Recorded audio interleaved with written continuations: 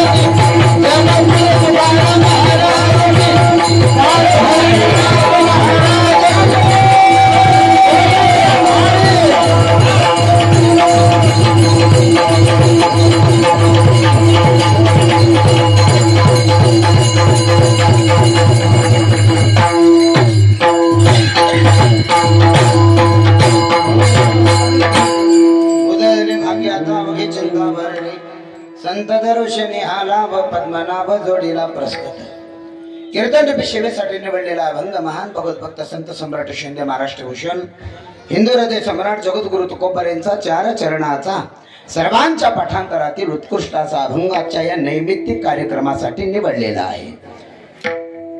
चालत असणारा हा उत्सव कीर्तन नंतर करू एक आनंदाची बातमी, अजून जागा बरीच रिकामी आहे। बोरफळ गावातील सर्व महिला मंडळांना कळविण्यात आनंद वाटतो की आपल्या गावामध्ये कलशारोहणाचा आणि मूर्ती स्थापनेचा कार्यक्रम आहे। सर्व महिला मंडळांना साड्या वाटप होणार आहेत, तरी सर्व महिला मंडळांनी मंडपात येऊन बसण्याची कृपा करावी। पुरुष मंडळींना रात्री पाणी द्यायला जात असताना प्रकाशाची गरज आहे, बॅटऱ्या वाटप होणार आहेत, तरी गावातील सर्व पुरुष गडी मंडपात येण्याची कृपा करावी। विठाला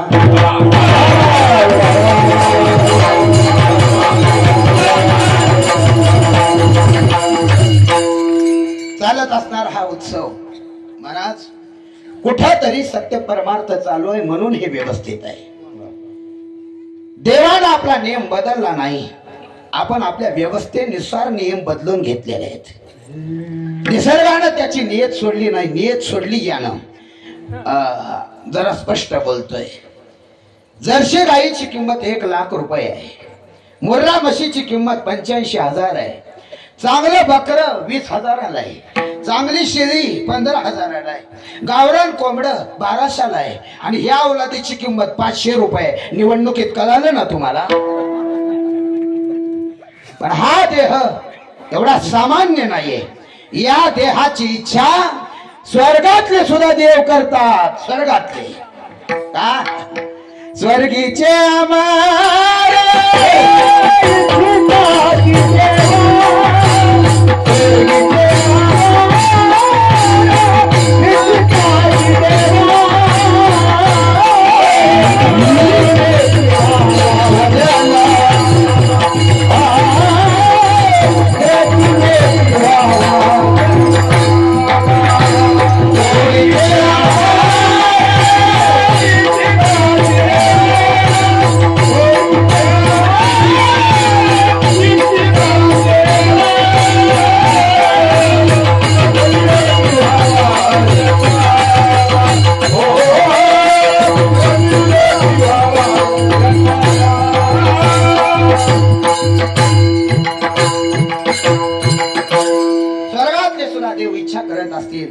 आमचा जन्म जर बोरफल मध्ये झाला असता तर आम्ही आजच्या कीर्तनाला गेलो असतो. म्हणजे काही लोकांच्या अजून ध्यानातच नाही मला मारायचंय म्हणून. आमच्या गावात दोघं म्हातारे बोलत होते, एक 90चं होतं, एक 85चं होतं, आणि वरून टीव्ही आरड लागते. मग एक म्हातारा म्हणतोय बाजून खाली घेतलोय, दूध चालू आहे.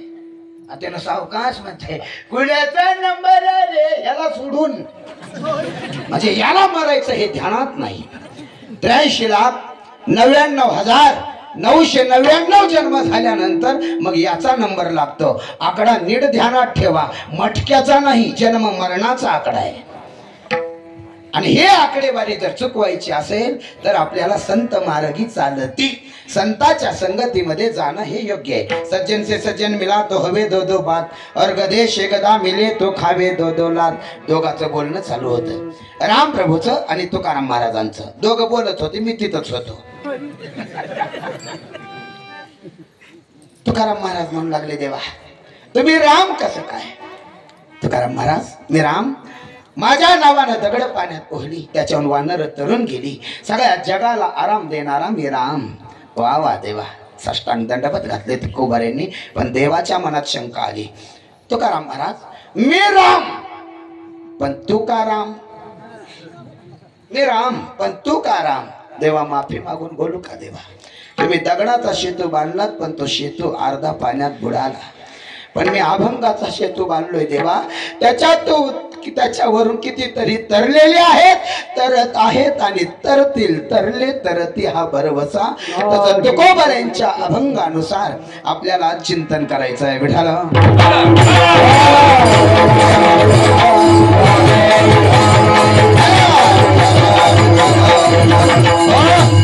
फक्त कीर्तन ऐकत असताना अंतःकरण शुद्ध ठेवून मग कीर्तन ऐकायचं. जवारीला टुकरे लागले हे लागलं ते मनात ठेवायचं नाही. इथं का इथून शुद्ध व्हायचं. ते बासरीला काही गवळणी विचारत होत्या, काय ग बासरी काय पुण्य केलेस तू? भगवान कृष्ण परमात्मा तुला कधीच सोडत नाहीत का? भगवान कृष्ण परमात्म्याला तुझ्याशिवाय करमत नाही. बासरी काय पुण्य केलं?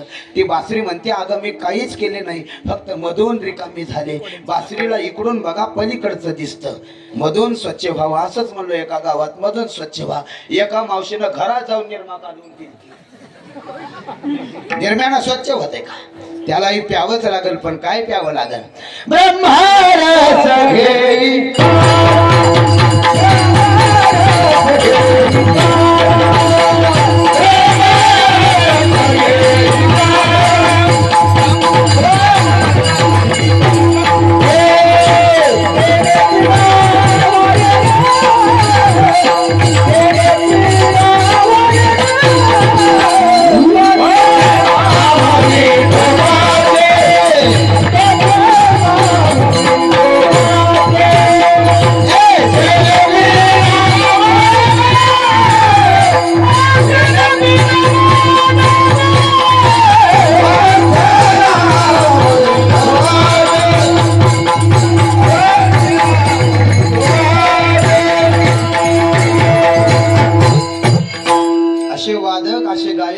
मेलेला महाराज नाचल, मी तर जिवंत आहे हो.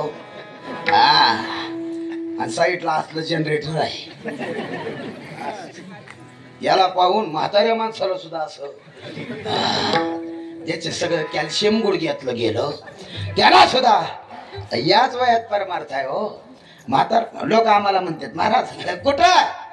मी म्हणतो गोरफाया. मग आमच्या म्हाताऱ्याला घेऊन जावा की गाडीत. येड्याव का मी शाट झालेले बल्ब संग ठेवायला? बल्ब चालू असावा. आता हे बल्ब कसे आहेत सगळे? एक नाही होल्डरला लावा, चांगली फुल फुल फुल प्रकाश देणार. आणि काही बल्ब असे स्विरिकी मोडायचे. विठाला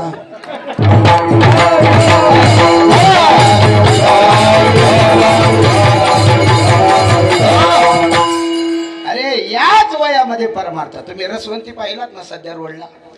रसवंती एक ऊस किती बार घालते मध्ये? किती? 3 वेळेस. एकही रसाचा थेंब मध्ये ठेवत. तसंच झालंय आपलं. आखा रस संसारात वापरायचा. फलाट घे, शेत घे, थोरल्या पोराला ती शिपी घे, धाकट्या पोराला ट्रॅक्टर घे, पोकल्या घे. बहुतेक माहिती आहे काय की माझ्याकडे आहे म्हणून. विठाला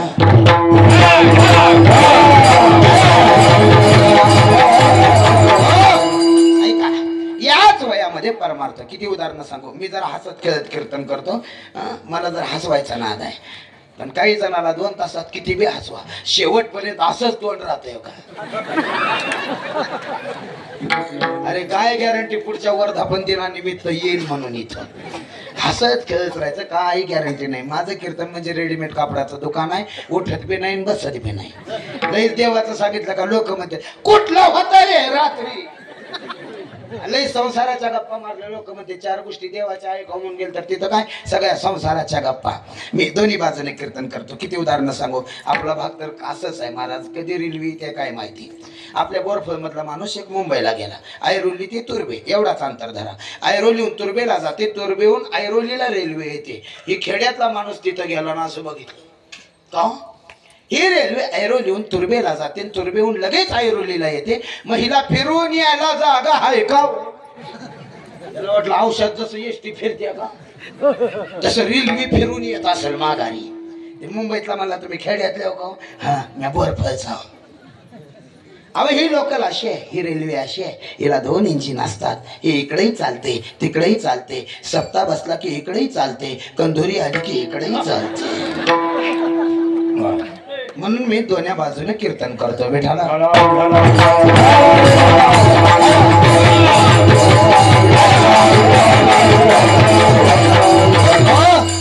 मनाच्या मार्गाने केलेला परमार्थ आणि संतांच्या संगतीत केलेला परमार्थ. महिला मंडळ, तुम्ही माझ्या आईसारख्या बहिणीसारख्या आजीसारख्या आहात. आज तर तुम्हाला मी काहीच म्हणणार नाही, कारण आज तुमचा दिवस आहे. बघा याच्यात काही मुली आहेत बहिणी. आईच्या संगतीत स्वयंपाक शिकलेलं चांगलं का पुस्तक वाचून शिकलेलं चांगलं. हॉटेलातून मागितलं सगळे. आईच्या संगतीत शिकलेलं चांगलं का पुस्तक वाचून. आईच्या संगतीत. तसं संतांच्या संगतीत परमार्थ केला ना. लावणी हात कुरवाळीला माथा, सांगितली चिंता न करावी. संतांच्या संगतीत परमार्थ. एक बोलू का, माय बापापेक्षा जास्त जीव लावणारे हे संत आहेत. आजही याच्यात काही जुने भजन करेत ज्यांनी संत मारुती महाराजांच्या संगतीमध्ये परमार्थ केलेले आहेत. एक बोलू का, सध्या जे जुने महाराज मंडळी होते ना, मोठे मोठे संत महात्मे, त्यांच्या संगतीत ज्यांनी परमार्थ केला, समजावं तो ओरिजिनल होता. हे आमचे सगळे नाटक आहेत. आता हे फक्त करमणुकीसाठी तुम्ही कीर्तन ऐकता. ओरिजिनल माल ज्यानं खाल्लं त्याला डुप्लिकेट चव लागत नाही. आताच्या भाषेत सांगू, ज्याला हॉटेलचं काजू करी तंदूर खाल्लेली चव लागली, त्याला घरातलं पिठलं भाकर कसं गोड लागल बेटाला.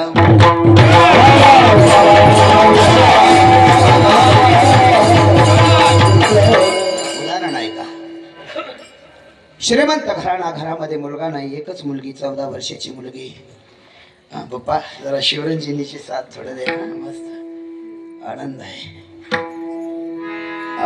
ते बोरफळ म्हणलं की पहिल्यांदा यांची आठवण येते. आमचे मित्र विष्णू महाराजांची ओळख झाली ते पहिल्यांदा त्यांनी सांगितलं होतं, ते लक्षात आलं.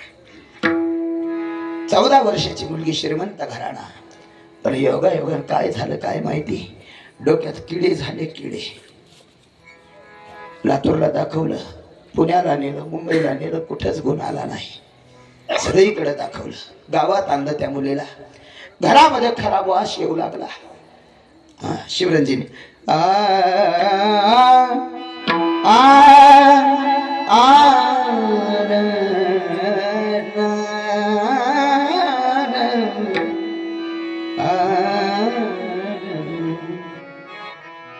मेरे गाणं आठवलं मला. जुने गाणे किती चांगले होते. जुने गाणे. आताचे काय गाणे निघाले ते. कोणचं पुष्पा. कोणता राग आहे की का त्यांचं त्यांनाच माहिती. घरामध्ये वास येऊ लागला त्या मुलीच्या डोक्याचा. गल्लीतले लोक म्हणू लागले, हो तुम्ही श्रीमंत आहात खरं आहे, पण तुमच्या मुलीच्या डोक्याचा वास सगळ्या गल्लीत येतोय. तो श्रीमंत म्हणू लागला, मी माझ्या मुलीची काहीतरी व्यवस्था करतो. 2 किलोमीटर अंतरावर शेत, त्या शेतामध्ये झोपडी करून त्या मुलीला ठेवण्यात आलं. माय बाप भाकरी घेऊन जायचे पण बंधाऱ्यावर ठेवूनच माघारी यायचे. भाऊ डबा घेऊन जायचा पण बंधाऱ्यावर ठेवूनच माघारी यायचा. त्याच गावात एक वैद्य बाबा आले. वैद्य म्हणजे आताच्या भाषेत डॉक्टर. आमच्या गावातले काही सज्जन माणसं तिथे गेले म्हणू लागले, का 14 वर्षाचं लेकरू आहे वैद्य बाबा, काय औषध असेल तर तुमच्याकडे द्या. वैद्य म्हणू लागला, माझ्याकडे काय औषध नाही, पण मी एक औषध सांगतो. कुत्रा जर त्या मुलीच्या डोक्याला चाटलं ना तर तिचं डोकं व्यवस्थित होईल. सगळ्यात जास्त जालीम औषध कुत्र्याची लाळ आहे. गावातल्या लोकांनी सगळ्या कुत्र्याला तिकडं हाकलून लावले त्या झोपडीकडं. कुत्रे सुद्धा वासानं बंधाऱ्याच्या अलीकडूनच माघारी आले. योगायोगानं त्याच गावात एक भगवे वस्त्र धारण करणारा महात्मा आला मारुतीच्या मंदिरामध्ये. आमचे काही भजनकरी म्हणू लागले, महाराज चला ना आमच्या घरी जेवायला. नाही नाही, मी कोणाच्या घरी जात नाही. माझ्या प्रत्येक गावामध्ये माझा जीवलग, माझा सखा, माझा मित्र एकच, ते म्हणजे मारुती राय. आजही ज्या गावात शक्ती असते, पोत्याचे कपडे घालून जर 14 दिवस वनवासाला गेले तर कोणाच्याही घरी जात नाही. जिथं मारुतीचं मंदिर आहे तिथंच ते मुक्काम करतात. महाराज तिथंच थांबले. आमच्या भजनकऱ्यांनी भाकर चटणी वगैरे तिथंच दिली. त्यांनी जेवण केले. मला अर्धा तास प्रवचन करू द्या. प्रवचनही केले. प्रवचन झालं. आता कामाचे दिवस आहेत, तुम्ही निघा आता. सगळे बाहेर आले. महाराजही थोडं मंदिराच्या बाहेर आले. वाऱ्याची झुळूक आली आणि त्या वाऱ्याच्या दिशेनं ती दुर्गंधी महाराजापर्यंत आली. ओ भजनकरी, काय महाराज ते हे वास कशाचा येतोय खराब? त्यावेळेला विठ्ठल